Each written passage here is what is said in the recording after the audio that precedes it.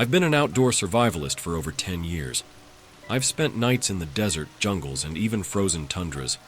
But the one night I spent in the deep woods of Black Hollow, under a relentless rain, left me questioning everything I thought I knew about the wilderness. It started like any other trip. I was testing a new ultralight tarp and wanted to see how it held up against inclement weather. Black Hollow was perfect. Isolated, dense, and notoriously rainy. The locals warned me about going too deep into the forest, but I dismissed their concerns as superstitious nonsense. They whispered about the thing that roams on stormy nights, but I figured it was a tall tale to keep people away from the remote hunting grounds. I set up camp just as the rain began to fall. My tarp kept me dry as I boiled water for a dehydrated meal. The rain quickly escalated to a torrential downpour, the kind that makes you feel like the forest is closing in. The trees creaked under the weight of the water, and every sound felt sharper, louder. Yet I felt safe. After all, this was my element. Around midnight I heard it, a low, guttural howl. It wasn't a coyote or a wolf. Those sounds are familiar to me. This was different. It echoed unnaturally, like the woods themselves were mimicking the sound. My instincts kicked in. I grabbed my flashlight and scanned the perimeter. The beam of light revealed only sheets of rain and the glistening bark of trees. Then, I saw the tracks. They weren't there earlier. Just 10 feet from my tarp was a trail of enormous footprints, each one about twice the size of my boot. They weren't animal tracks either. The prints were humanoid but distorted, elongated, with clawed toes that dug deep into the mud.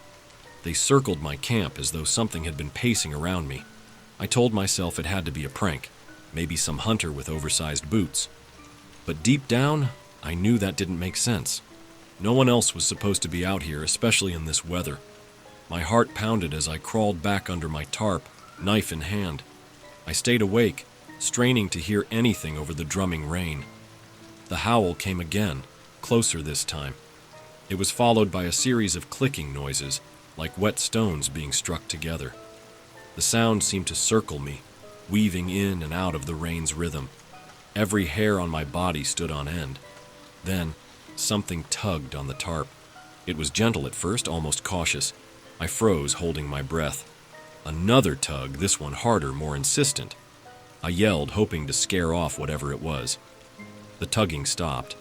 For a moment there was silence, save for the rain. I was about to convince myself it had gone when I noticed something horrifying.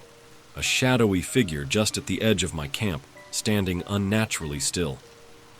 I shone my flashlight toward it. The figure ducked out of the light with inhuman speed, vanishing into the trees. But I saw enough to make my blood run cold. Its body was tall and emaciated, with limbs that seemed too long for its frame. Its skin was pale, almost translucent, and its eyes glowed faintly, reflecting the beam of my flashlight like a predator's. I didn't sleep that night. I kept the fire burning, despite the rain, and clutched my knife until my hand went numb. The noises continued, howls, clicks, and the occasional rustling of leaves. Whatever it was, it never attacked, but it never left either. It just lingered just beyond the firelight, watching. When dawn finally broke, the rain stopped.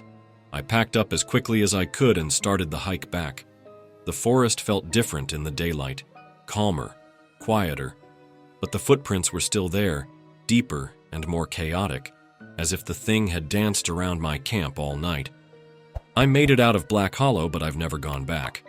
The locals didn't seem surprised when I told them my story. They just nodded solemnly and said, "You're lucky it didn't like the rain that much. It doesn't usually let people leave."